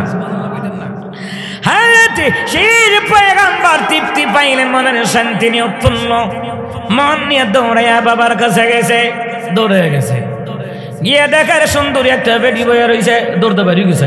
জীবনে তো দেখছেন, শরমে দৌড়তে বেরিয়ে গেছে, কারণ নবীরা সবচেয়ে বেশি লাজুক ছিলেন। সুবহানাল্লাহ নাই? নবী আলাইহিস সালামগণ কি ছিলেন? সবচেয়ে বেশি কি ছিলেন? লাজুক ছিলেন। আমগো হুলামান, ভাবি ভাইয়া আসেনি? নাই। ভাই নাই দেখে কি হয়েছে? আমরা আছি না। নাউজুবিল্লাহ কইতেন না? এই কথার দ্বারা জানার গুনাহ হবে, সাবধান, এই কথা বলবেন না। আর যেই ঘরে পুরুষ লোক নাই ওই ঘরে আপনি যাবেন না, অনুমতি নাই। নবী আলাইহিস সালাম নিষেধ করেছে। এই জন্য ওয়াজ শুনলে চলবে না, এর থেকে আমাদেরকে শিক্ষা নিতে হবে। কথা কোন ঠিক কিনা? হযরত আদম আলাইহিস সালাম বলে, আব্বা শীষ, লজ্জা পায়ো না, আসো আসো। আল্লাহ তাআলা এই হুর কি তোমার জন্য পাঠিয়েছেন। এইবার জিব্রাইল বলে হুজুর গো এই নেন, খুদ হাদা, এই নিন। তো নিছে নিয়া জিব্রাইলকে হুজুর একটা কাজ করেন, আপনি ইচ্ছা মতে মেওয়া ফল খান, আল্লাহ আপনার ছেলের দোয়া কবুল করে পছন্দ কইরা আপনি যে মনে মনে চাইতেছেন মেওয়া ফল খাইতেন এটা আল্লাহ জানে। তবে আল্লাহ চাইছে ফাইলে একটু কষ্ট করে পান, এর লেগে আপনার ছেলে দোয়া করছে, আর এই দোয়ার বিনিময়ে আল্লাহ আপনার জন্য পাঠাইছে। এখন বিসমিল্লাহ করে খান। তো বাবা আদম আলাইহিস সালাম এবার খায় বিসমিল্লাহ ওয়া আলা বারাকাতিল্লাহ। বিসমিল্লাহিল্লাযী লা ইয়াদুররু মা ইসমিহি শাইউন ফিল আরদি ওয়ালা ফিস সামাই ওয়া হুয়াস সামিউল আলীম। দাওয়াত যে খাইতেন যান এটি পয়রা খাইয়েন। তো কেন খাইবেন? এই জন্য খাইবেন, জামাইলার গুড়া দিয়া রাখছে, আবার তরকারির মধ্যে সস দিয়া রাখছে, গোলাপ জল দিয়া রাখছে, আমনু যাতে বেশি না খাইতারেন। 3টা টুকরা খাইলে ফেরটা বমির ভাব উঠে যাবো। এবার কত হইলো কম খা, বেশি টেহা দিয়া যা। কথা কয় না, কথা কয় না। এসে মুসলমানদের অনুষ্ঠান আর বিয়ার অনুষ্ঠান হলো কিটা, এরা সস গোলাপ জল জামাইলার গুড়া মিক্স করবো যাতে কেউ লুটটা হইরা না খাইতারে। কারণ খাইবো বেশি টেহা দিব কম, সুস্থ না। আর 40 জনের আইটেম দিয়ে 200 জন খাওয়াই আম ফুসবো, হিয়ান দিয়ে তার একবার পেট খারাপ হইব, বা অনবারে সরকারি হসপিটালে ভর্তি করাইব, ডায়রিয়া হইব, এটা তো আমার খবর নাই। কথা কয় না, এমন হয় না বুঝি। বাবুরসি লিস্টিটা দেখেন কিতা কিতার মধ্যে ঠিক চিহ্ন দেওয়া আছে। জামাইলার গোটা কয় গ্রাম, 100 গ্রাম, সস 200 গ্রাম, তারপরে গোলাপ জল 200 গ্রাম। ইডি রাইনা তরকারি ডালে দেখেন আপনারা, বিশ্বাস না করলে অনেক তরকারি দেখবেন লাল আগুন হয়ে রয়েছে। ঠিক না, ঠিক না? অনেকে দাওয়াত খাইয়া অসুস্থ হয়নি বাজান, ওই যে 2 নম্বর জিনিস মিক্স করে দিয়ে রাখছে।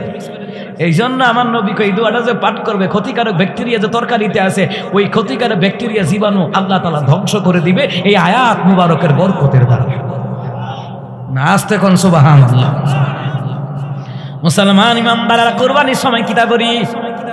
ইন্না সালাতি ওয়া নুসুকি ওয়া মাহইয়ায়া ওয়া মামাতি লিল্লাহি রাব্বিল আলামিন। পড়ি না হুজুরা পড়েনি, কোনো কিছু না ফরক অন্তত বিসমিল্লাহি আল্লাহু আকবার বলতে হবে।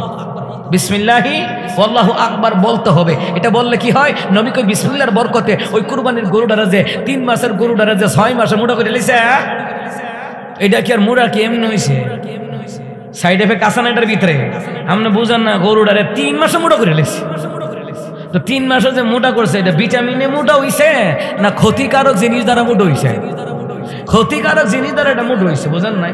আপনি কোরবানির গরু কন, খাসি কন, মহিষ কন, যা কিছু কন, আপনি দেখেন যে খাওয়াইয়া এটারে মোটা বানাইছে, এটি খাইলে নিশ্চিত অসুস্থ হবে।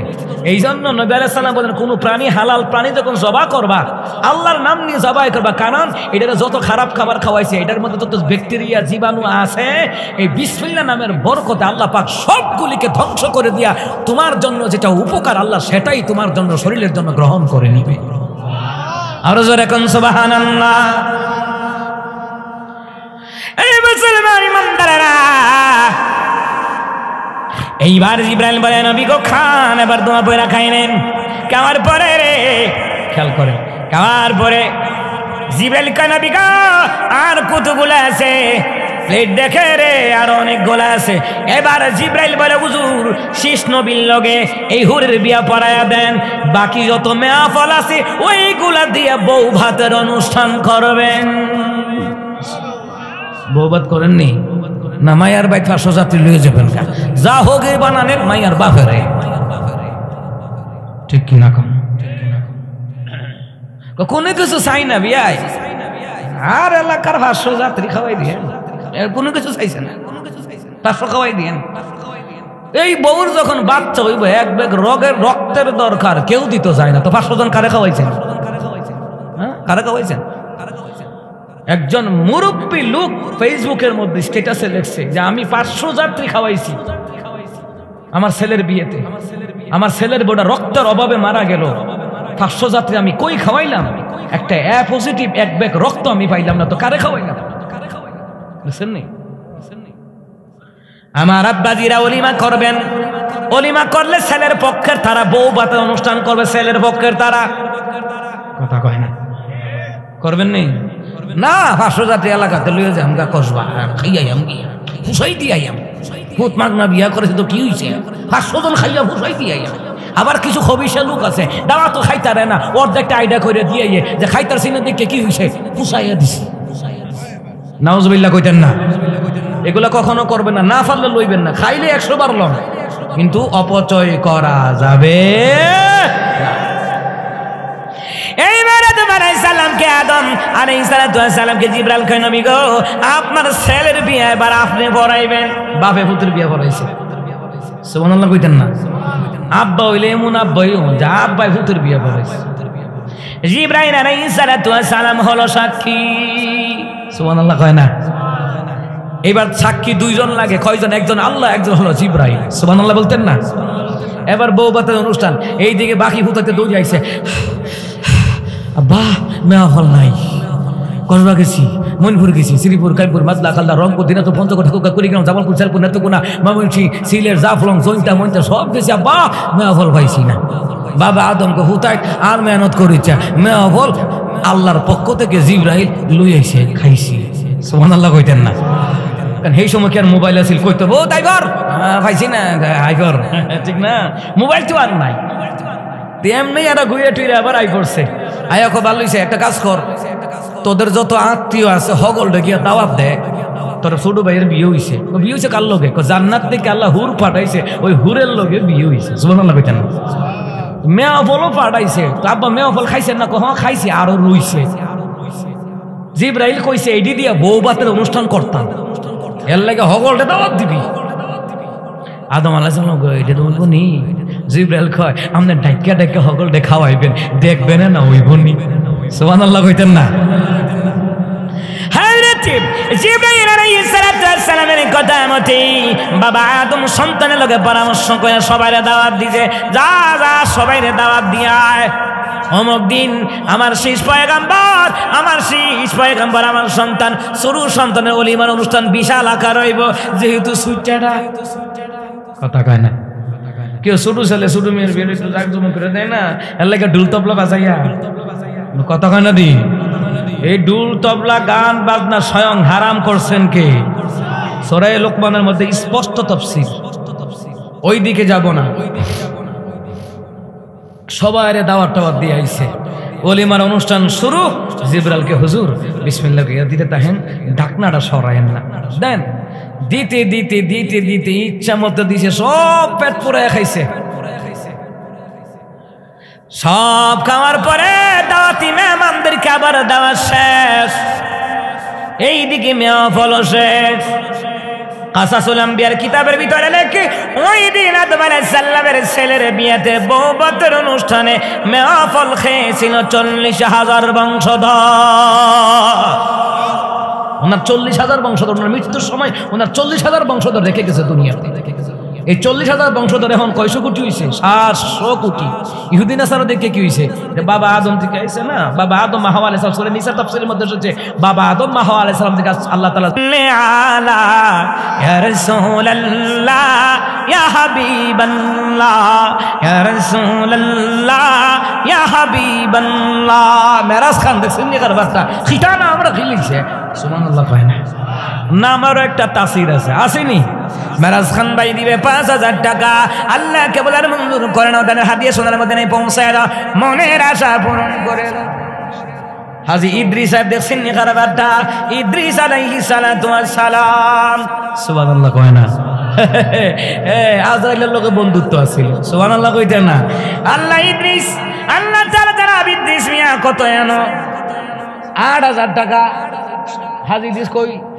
আমনে 2,000 টাকা দিলে আসারে মুবাশশারা 10 জন হয়ে যাবে কোন আমি মুসাফির মানুষ দোয়া করে আছেন হ্যাঁ দিয়ে দিব নারায়ে তাকবীর হাজী ইদ্রিস আলাইহিস সালামের নাম যে ইদ্রিস নবীর লগে আজরাইল স্বয়ং আইছে দুস্তি ফাতার লাগিয়া সুবহানাল্লাহ কইতেন না নামটা কেমন নাম আরো একটা তাফসীর আছে দিছে 8,000 আমি অনুরোধ করলাম আর 2,000 টাকা দিলাম দিলাইছে 10,000 টাকা দেখছেন নবী প্রেমিক আল্লাহ প্রেমিক কারে কয় আল্লাহ কবুল আর মঞ্জুর করেন হাজী সাহেবের হায়াত বাড়া দেন ওনার বংশের যত ছেলে মেয়ে নাতি নাতনি সবার হায়াত বাড়া দেন ওনার বংশধর কবরে আছে সবাইকে জান্নাতের মেহমান বানায় দেন ও বাটে আডারা উক্কা আর কে আছেন ঠিক আছে ও দেখছি দেখছি। আর কে আছেন? আর কোন বাজান আসেননি বিরামপুরের মুসলমানেরা? মুসলমানরা আসেননি রে এমন নবী প্রেমিক ৫,০০০ টাকা আসেননি ডাইনি বামে মাশাআল্লাহ নাম কি দা? হ্যাঁ রান একটা একটা কইরা নাম এখান টাকাটা জুরুমিয়া ৫,০০০ টাকা জোরে এখন আমিন। আল্লাহ গো জুরুমিয়া ভাইকে কবুল আর মঞ্জুর করে নাও আল্লাহ, ওনার হায়াতে বরকত দাও। এরপরে কি তার রাশেদ মিয়া? হ্যাঁ রাশেদ খান ৫,০০০ টাকা আল্লাহ কবুল আর মঞ্জুর করে নাও। জুরু খান ভাই ৫,০০০ টাকা, রাশেদ খান ভাই ৫,০০০ টাকা আল্লাহ কবুল আর মঞ্জুর করো। হায়াতে বরকত দাও, রিজিকে বরকত দাও, লক্ষ কোটি টাকার বরকত দাও, বংশের কবর আযাব মাফ করে দাও জোরে কোন আমিন। রতন খান মাশাআল্লাহ, রতনে রতন চিনে মাশাআল্লাহ, আল্লাহ কবুল করুক।